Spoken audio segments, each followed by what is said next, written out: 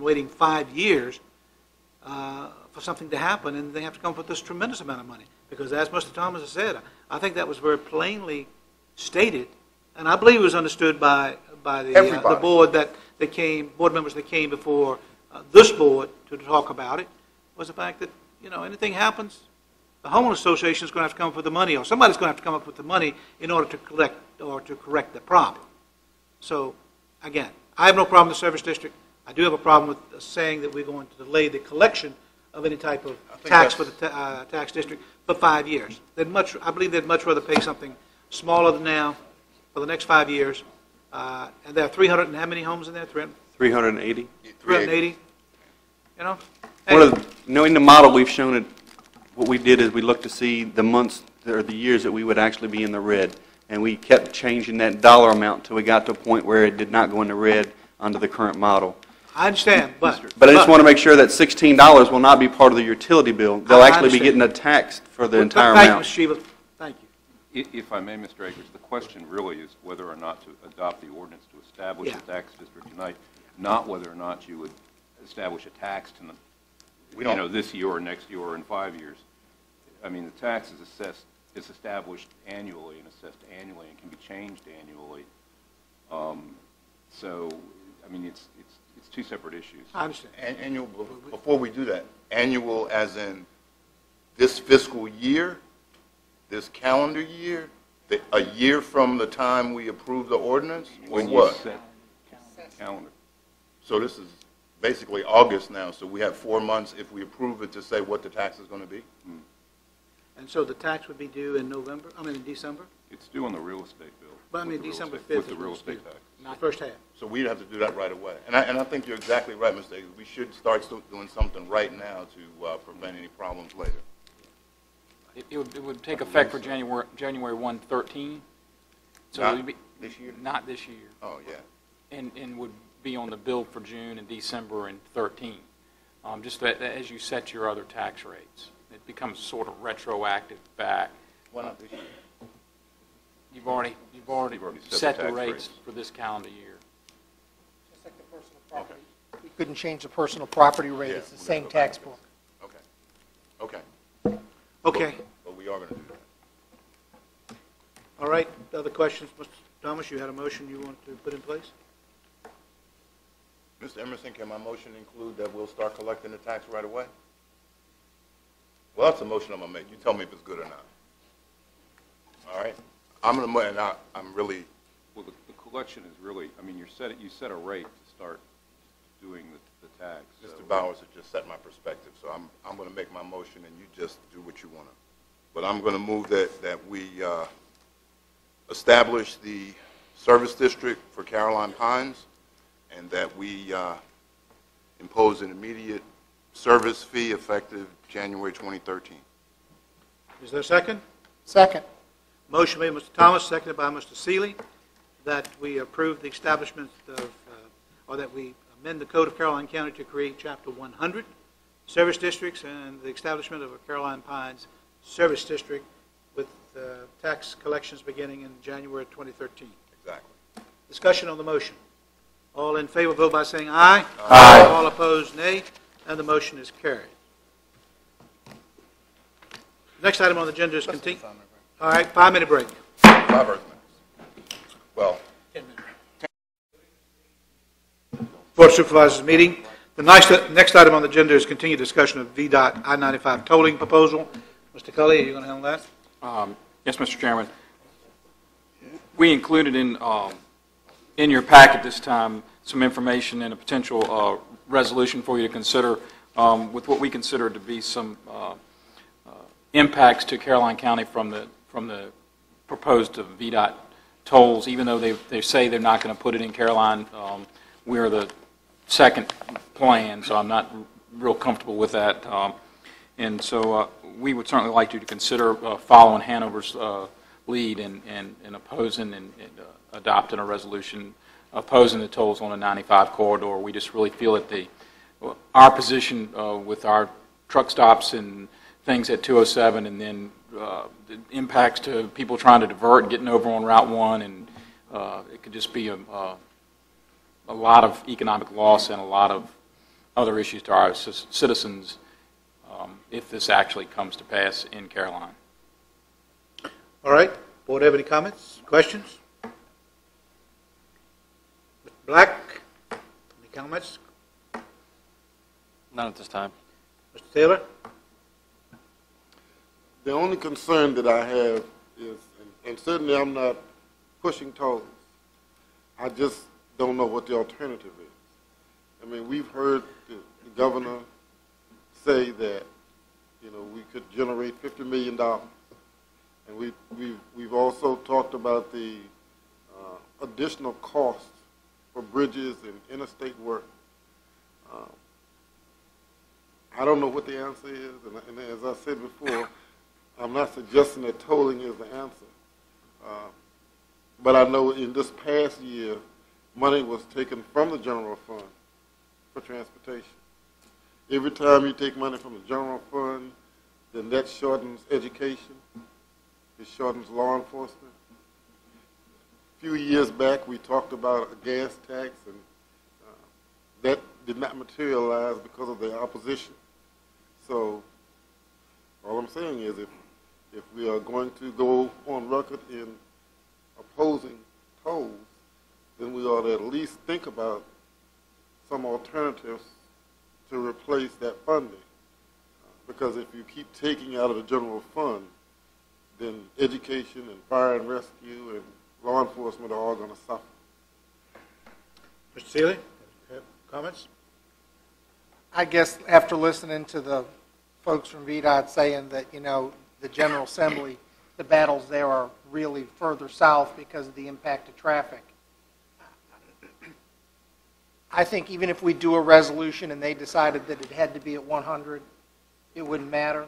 I'm hoping that they do say what they're going to do, and they're going to go further south and go down to, you know, somewhere below Petersburg. The resolution, I think, may be symbolic, but I think the bottom line is we're the smallest locality on the I-95 corridor, and if they're coming here, and there's nothing we can do, and it will have a tremendous impact on business here. There's no doubt about it. 207 will be impacted. But rather than beat somebody in the General Assembly over the head with a resolution, I'd rather talk to them first and at least get their druthers, because we still have time to do this.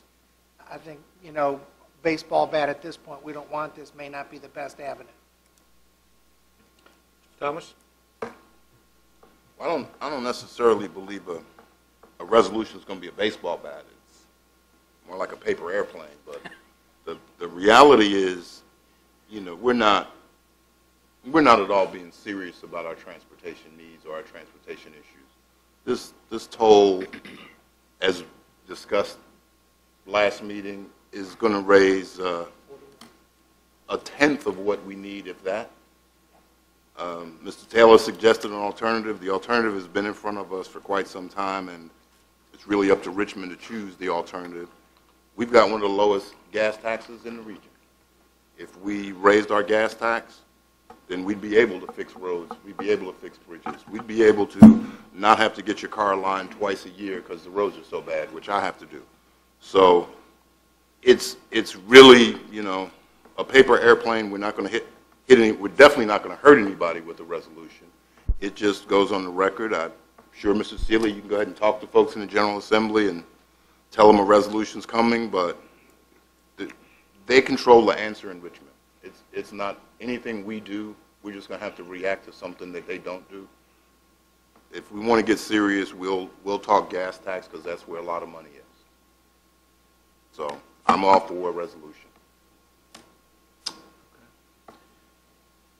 I guess my major concern is the fact that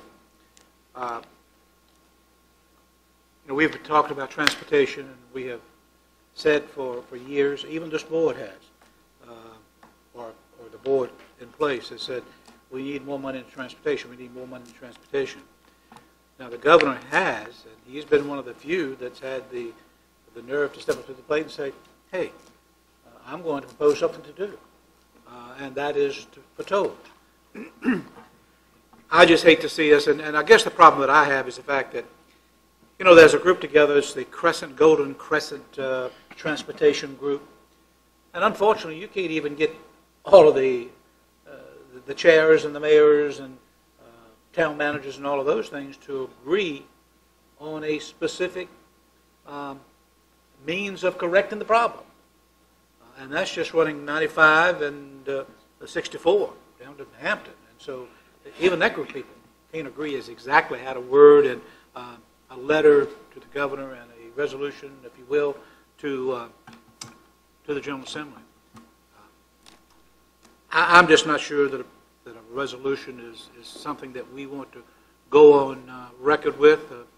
I can tell you that if they are thinking about a location other than Sussex County, and we're one of the few counties that sent a resolution, only one of two counties that sent a resolution, they very well may just look at those two counties as a way of getting back and saying, we'll put the tolls in your county in order to handle it that way. You know, hey, let's face it, tolls were in place for many years in the state of Virginia. And did it hurt? Did it hurt things? I don't know that it did. People still lived in Caroline County and drove to Richmond every day. I know I did, and paid 25 cents at one location and 10 cents to get off at another location. And so I don't know that tolls are going to bring the economic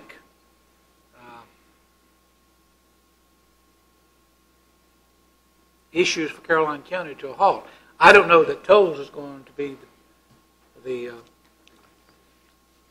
thing that breaks that back. It's just going to be that there are other issues that we are not able to attract businesses. So, again, I'm not sure that a resolution is going to do any good.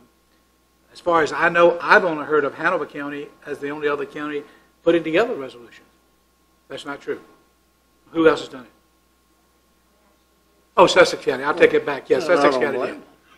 Sussex. Surely. Yeah, you're right. Sussex County has. Maybe Emporia or either, Greenville County may have, where Emporia is at. They may have. I did read that they were thinking about it, but I'm not sure that they have done that. But again, that's where we're at. Okay. How's the board want to handle the issue? I'd just say table it for now and let's see what time brings us. Okay, is that a motion? I'll make a motion to table it. Okay, second. Second. Motion made by Mr. Seeley, seconded by Mr. Black, that we table the issue of the VDOT I-95 tolling proposal. Discussion on the motion. All in favor, vote by saying aye. Aye. All opposed, nay. And the motion is carried. Item 12, continued first reading of an ordinance to establish tourism zones in Caroline County. Mr. Wilson. Good evening, Mr. Chairman, members of the board. This is the continuation of your first reading regarding the tourism zone ordinance. As you recall, this is an ordinance designed to make Caroline County more able to attract tourism businesses, hotels and restaurants, those sort of things, and that kind of investment, make us more competitive through the potential to give incentives to those businesses that would be coming in. And as I recall, the board last time was concerned about mapping the actual locations of where these tourism zones would go, and we have supplied the board with a map showing the tourism zones, and they are in our growth areas. That is attached in your packet. Okay. I have questions of Mr. Wilson. I'm ready. You ready? I've got questions. Okay, go ahead. And I will apologize that I guess I missed it in the first reading that the tourism zones are actually centered around, Mr. Wilson, if I'm correct, the growth areas. Yes, sir, they are. So when I saw the map, which is sort of my visual cue, I looked way down here at Skinker's Neck and saw a tourism zone. And the first thing that comes to mind is that's the first place we're going to get somebody with the All Good Music Festival saying, it's on the river, it's in the corner of the county, what could anybody have to say? So I guess that's my first concern, is that I think we need to refine this and a little tighter about where we really want to do that, because in the middle of nowhere, a tourism zone could come back to haunt us later. And I will apologize for missing that in the last reading, but I think that's something we need to work on in terms of growth areas and where we want tourism-type businesses. There's another one in the middle, almost below Bowling Green, but to the right of that little tiny one. That's Mattaponi Springs. Mm-hmm. And I know that designation, but I guess calling that a tourism zone, though I know it's a golf course and there are some other amenities at some point in time they'll want to do, I would like to see as a group, I guess, make this a little tighter about what we see in each area. I mean, I can see Carmel Church, Bowling Green, Port Royal, Ladysmith. Those areas make tremendous sense, and you're trying to get folks to those areas. Those are just my thoughts about some refinements that we may want to make to this. Thank you. Do you know, Mr. Wilson, as to why the area around Skinker's Neck, was that because of Haymount? It is a growth zone, yes, sir. Haymount is there. This would encourage hotel development and that sort of thing at that location. Other questions? Board members? Mr. Thomas? Mr. Wilson, as we go through this process of establishing tourism zones and things of that nature, can you kind of tell me what tourism initiatives we had this year? As far as recruitment, sir? Or Period. Period. Tourism, period. What did we do this year for tourism? Well, we had a successful business retention effort in retaining the State Fair of Virginia in Caroline County. We also had the repurchase and more active utilization of the sports complex that had unfortunately failed under the previous owners. We also have had the new hotel certification program that we've initiated. As far as additional investment, we have had no additional investment other than those retention efforts. Okay, kind of, and the reason I ask that is we're going to move into a program of tourism zones, but that's kind of like technology zones. We've got technology zones, but we have to have certain things moving towards it to make it a real issue. And of the three things you mentioned, two are probably your core, and that they're economic development. You know, State Fair could probably be tourism, Sports Park could probably be somewhat tourism, but they're really retaining businesses here. And you know, you used to have a lot of things like that. So I'm wondering, we're going to have more once we do tourism zones, or after we do tourism zones? Is it a chicken and egg scenario, or what? Well, if I may. You may.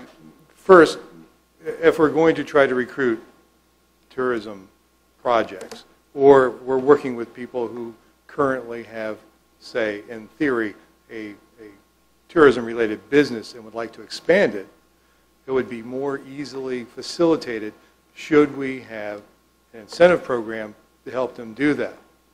If we do not have an incentive program, it becomes more problematical. It's the difference between lifting with our bare hands and lifting with a lever. We have a better chance if we have a tool, and this is the tool that will do that for us. Okay. Thank you. Yes, sir. Other questions? All right. Any changes you recommend to Mr. Wilson that he can include into his second reading of this?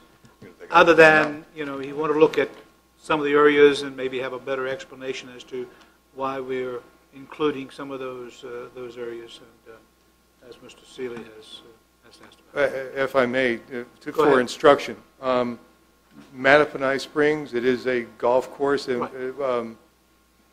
You know, we see that as a significant tourism attraction. What should we be thinking about as far as eliminating that, or or defining it differently, or I'm not entirely sure what I should be thinking about with Mr. that. Seeley, what were your concerns with Skinker's Neck and Well, that the area? Skinker's Neck area, that to me brings up issues that we could have to deal with in the future. I guess Mattaponi Springs, we've had discussions with them about what their future plans were. I guess I'm kind of curious where they are in the scheme of plans also. You know, some For sale. right. It's for sale now, so are those future plans viable? If they have a new buyer, the new buyer might find this more facilitating for them to make the purchase if they feel that there is a potential for them to make additional investments on that site. They'll be more profitable for them and more lucrative for the county. Again, these are tools that help us get to it from A to Z on a project. We're trying to accomplish the investment. It is certainly not a magic wand.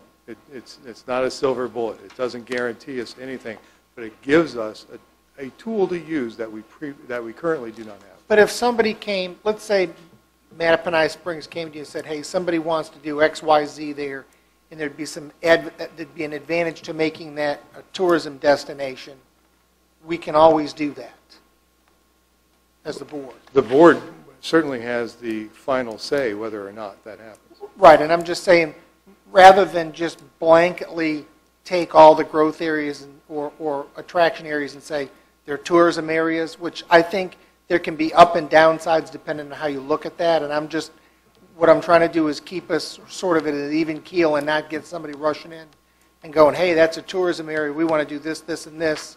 We'll do it 3 times a year, and we're looking at them going, because we have designated it. And it does, I think it implies some things when you designate an area like that in the middle of nowhere, it gives people the impression that a lot of that's okay. And I guess maybe some help for me would be, what are these areas and what do we think would go there? Because we've got some small areas designated in places. I'm not sure what they are. There are some small, I guess. Is that Pendleton? No. I don't know what, I really don't know what some of these places are and what implication that'll have. You know, what are the pros and cons to doing it in some of these little tiny places? I don't know. I mean, Jackson Shrine's not on here. You know what I mean? Yes, sir, I do. I just, we've picked out some things and we've left some things off. Destination. Right. Yeah. And there are tons of cons to doing that. Don't get me wrong. 100-year floodplain, all kinds of stuff. But I look at this, and I know where roughly some of these places are and what they are, but I don't know that I understand what we'd want to do there.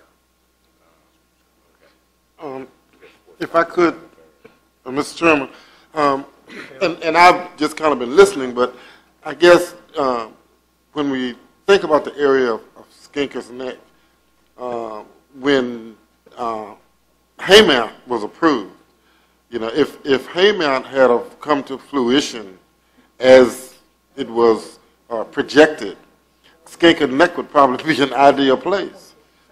If you had the development had materialized there that was projected. The other thing is that even though Haymount did not, the zoning is still there. Yes, sir. It's still in place. And so, I'm not suggesting that that's an area where you want to bring up a large, tourist attraction.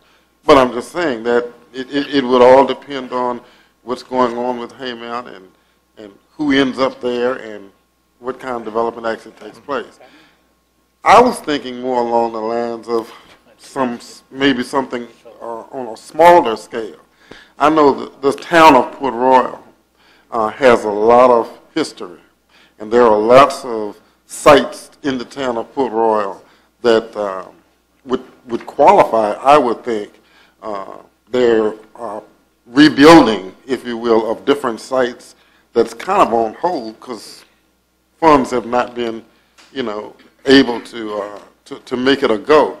But I know the Historic Society in Port Royal is always trying to, look for sites within the town.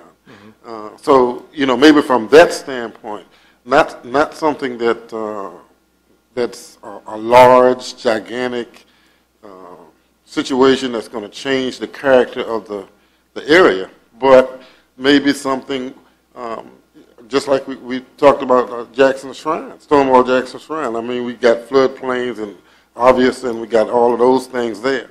But when we think in terms of tourism, it's not just hotels, and maybe some of those areas may take advantage of that kind of situation, especially if there are sites within the area where historical events have taken place, and there are partial buildings that could be refurbished and so forth. So that's the kind of thing I was thinking about. I have a question, Mr. Taylor. You through? Yeah. Okay. The incentives that are being proposed, Yes, sir. that applies to existing businesses that are there now, or does it apply to trying to entice further development in those particular areas? For instance, Pendleton Golf Course, for instance, Mattaponi Springs, that's in a place today. But the way I'm reading it is the fact that they would get incentives? No, sir. Okay. They wouldn't. This does not apply to the current investment. If you had an investment, let's say you owned XYZ tourism attraction in Ladysmith, and you had that investment there, it would not apply to that. If you wanted then to add a large addition to it and expand and double your size, it would create more revenue and jobs and so forth, it would apply only to that. It wouldn't spread to the rest of your previous investments. Is that really being fair? I mean, I'm just, if you're taking away additional revenue to help level the playing field for everybody so that we don't have to raise taxes on the residential as well as the commercial real estate, just to give the people that are coming in now those tax incentives on their BPO tax and all those type of things for the commercial zone. And I know industrial, we have to do things because, generally they're going to have 150 employees coming in. It's going to be an $18 million to $25 million investment. Yeah, those things. But you've limited here to, as long as they make a $500,000 investment, they're entitled to a certain percentage of all these incentives. And hiring, of course, too. But that is a fundamental philosophical point in economic development and business recruitment. Is it fair to have incentives for one and a new recruitment and not to everyone who's already there? Unfortunately, the answer is the real world in which I dwell and have to produce for you tells me that I need tools to make it happen. As far as competition goes, our competitors to the north have this. Other people have this.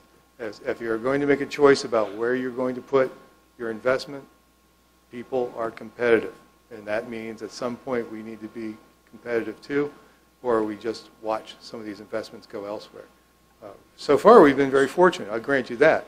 But I cannot say what we do lose because of what we don't show up front as far as incentives go. All right, and you're talking about to the north of us.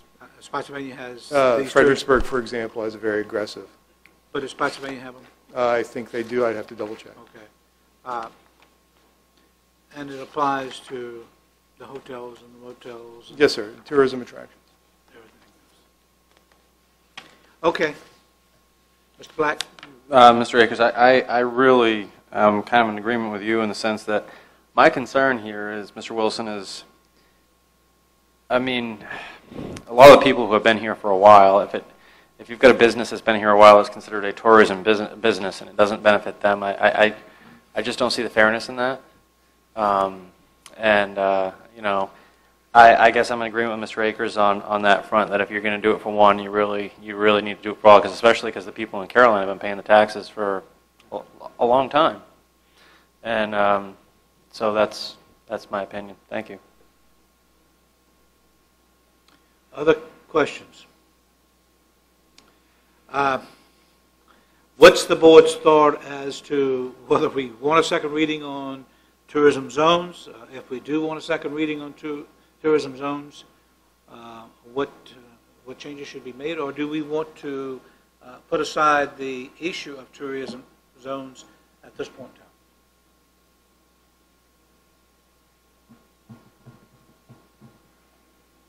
I guess I'm back to my original sort of thought is if we really had a prospect that this mattered to, we could actually go ahead and do this.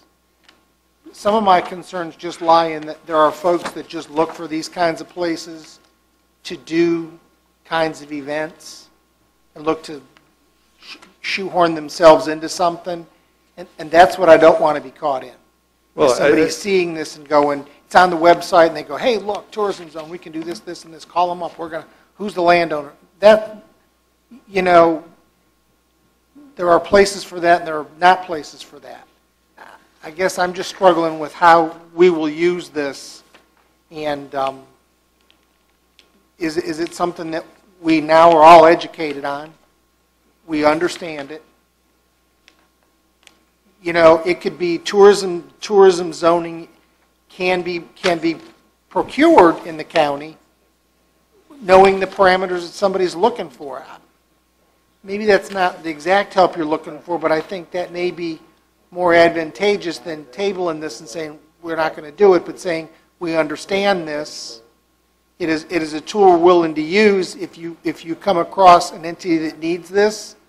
I don't think there's anybody here that wouldn't entertain it. I just don't know how to blanketly apply this. But, Mr. Seeley, if I may address your Sure. point. First off, that's exactly what it's supposed to do. It's supposed to make people who are looking for places, and most people survey the internet to try to determine where they want to put their investment. So that's, I confess, precisely what we want. We want them to look in the internet and say, that's where we should do our hotel. But as far as events and those sort of things go, they get no benefit, essentially, from this tourism zone project ordinance. If you just want to put on an event, show up, put up a tent, and have an event, there's no real advantage to them to do this because we're not giving them, they're not going to be here long enough, they're not going to be investing probably hiring long enough, those sort of things, and they're not putting any kind of physical investment into the event that they would receive taxes back from. So, I mean, those kind of people, the fly-by-night kind of thing, I think would look at this and not see an advantage to them. I think this is an advantage to people who want to put up bricks and mortar and have a solid investment that's going to hire people for a good long time. I'm ready to set it aside. Yeah, I mean, well, if we were going in line, Mr. Chairman, my thing is if you were recruiting a business and the business said, I need A, B, and C as far as incentives, you'd come back to the board and we'd probably say yes. If we give you this tool, you basically don't have to come to the board for tourism-related business, right? We would have to come to the board probably for special exceptions and so forth for those to implement this. And Yeah. in fact, the board has to approve what happens with this ordinance. I mean, we just don't flip a switch in there here and the board is not consulted. You have the final say. Well, right. But I mean, as I look at it, it allows you to negotiate with a prospect, not you because it's basically in print already, but it allows negotiation with a prospect without the board actually being part of that negotiation because we've already set up what the rates are. So from that sense, it kind of concerns me a little bit because we're giving away tax dollars, basically, or not collecting tax dollars for somebody to come through. And I can't think of any time that a business wanted to come to the county that we didn't at least negotiate on some of the things they wanted. I won't say gave them everything they wanted or didn't, but we at least negotiated. So it's, I don't know. Yeah, I'm just not sure and have not understood. We talk about hotels and we talk about motels. we know those type of businesses are going to want to get where the traveling public is at, whether it's 95. We did have one not too many years ago that wanted to go on Route 1, but I'm not sure why. Woods around them and nothing there in Goldensville, but a crossroads, and he wanted to put a hotel there. But anyway, other than that, I don't know if anyone else is going to want to look at something other than close to the interstate or close to a major thoroughfare. So creating tourism zones, I don't know is going to change anyone's idea as to whether they locate in Ladysmith or Thornburg. It hasn't thus far, or in Dyersville. Again, it hasn't thus far. So I don't know that any tourism zone is going to change that mindset. It certainly didn't change it for the state fair. It didn't change it for the new owners of the state fair. They saw that as a means to generate money for themselves, or they wouldn't have bought the project. I'm just not convinced what a tourism zone is going to do for us, other than put something else on the books that we have to constantly look at and try to keep updated, like our technology zones. My question is, how has technology zones benefited the county? And we established those, 2 years ago? A year About ago? that. Yeah, about 2 years ago. As far as I know, no one has come and said, aha, so you have a technology zone ordinance, so I want to locate in Caroline County. I don't know what it's going to do for us, other than just give you a designation. I'm not sure it's going to benefit the county. All right, again, I asked for the second time, does the board wish to move ahead with the tourism zones, or do you just wish to squelch it at this point and look at it later on when those type of issues arises? I make a motion to table it for now because I'm not convinced on the benefit. And again, it's something else that we have to sort of mentor along and be mindful of in some cases where it may not be beneficial. Is there a second? I'll second. Motion made by Mr. Seeley, seconded by Mr. Black, that we table the tourism zone designation ordinance for the time being, and he's not put a time limit on it. Is there discussion on the motion? Yes. Mr. Taylor. What would going to the next step do? I mean, obviously we're talking about having a second reading, but it does not lock us into anything, and it does give board members a chance to look at the circumstances and situations that's been discussed here and decide, perhaps, because I don't hear people saying, I don't want it. I hear people saying, I don't know enough about it. And a lot of times when you table something, that's just it. It gets tabled and you never get back to it. So all I'm saying is a second reading isn't going to lock you into anything. You don't have anything to lose by a second reading, and maybe you may learn a little something by the second reading that you could address, or maybe Mr. Wilson could address some of the issues that we've talked about here. And of course, if the board decides they don't want to do it, they still don't have to, but there would be an additional time frame to think about it and give him more time to maybe address what some of your concerns might be. As far as the second reading is concerned, I think that it's just going to, I would imagine Mr. Wilson's going to bring back to the board this exact same ordinance that he has proposed here, because I've not heard any suggestions or changes to it for him to make. If you think that it gives you more time to read it and look at it and come back in 2 weeks. What if we table it for 6 months? You want to put a time frame? We'll put a on it? time frame on it. It'll give everybody time to think about it. Maybe something new will come along. You're right, Mr. Taylor, but I'll amend my motion to. We're Okay. talking tourism. We're supposed to do tourism in the summer usually. Okay. 3 months. I'll amend that. And then you're second? I'll amend the second. All right. But yeah, that's fine with me. I trust Mr. Wilson to come back and explain more as to how it is going to really benefit the county. I I just haven't been convinced in what I've read and what I've been hearing tonight. I'm just not convinced that it's something that's going to create a lot of excitement that's going to benefit the county. And I think that's what we need to be thinking about and doing, is creating excitement about Caroline County, and I'm not sure this tourism zone is going to do it. However, the motion has been amended to a time frame of 3 months. Is that correct, Mr. Seeley? Yes, sir. We will readdress this issue in 3 months. I'm sorry?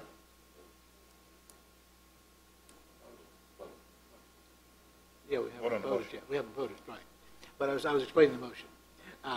That we will readdress it in 3 months, and at that point, we'll decide whether we're going to forget about it or we're going to go with what you're recommending. Okay? Thank you. How does the board vote? All in favor, vote by saying aye. Aye. Aye. All opposed, nay. The motion is carried. Thank you. All right, informational. Last but not least. We just included in your Protect. August calendar, you have Tuesday the 7th is National Night Out with the Sheriff's program. They put on Right. a nationwide program. Of course, we have our regular meeting on the 14th. That's all we really have for you this month. Okay. Closing board comments. Mr. Black? None. Mr. Taylor? Yes, I would just like to say that I would like to do a district meeting in Upper Caroline on August 28th, and in the town of Port Royal on August 30th. And I would like an opportunity for the county administrator maybe to come. He's been with us for a while, and we get an opportunity to sort of introduce him on the district level. And that's, as I said, the 28th and the 30th at 7 p.m. Now, I have not had a chance to confirm those, but I will do it this week and let you know. That's all I have. Have you found out that's when you get the best attendance, Mr. Taylor? At those meetings? Is that when you get the best attendance at those meetings? Well, it depends. Sometimes it's good, sometimes it's not. But Mr. Seeley? I have none. Mr. Thomas? Yes, Mr. Chairman, I thought we had taken care of this at our last meeting, but apparently in conversation with Mr. Fincham, we have not. So I believe that we need to, if it's all right with the chairman and the county attorney, if we could have them review all ordinances and prepare any options for the board to consider at our August 14th meeting with regard to fireworks and the fireworks ordinance and the noise ordinance that go along. So I believe Mr. Fincham is prepared to do that with the county administrator. So if we could direct him to do that, we'd appreciate it. Okay. That's all I had. You've heard the request. All right, sounds good. I have no closing comments either. Is that a motion to adjourn? So moved. Second. Motion made by Mr. Seeley, seconded by Mr. Taylor. All in favor, vote by saying aye. Aye. All opposed, nay. All right. Meeting is adjourned. Yes.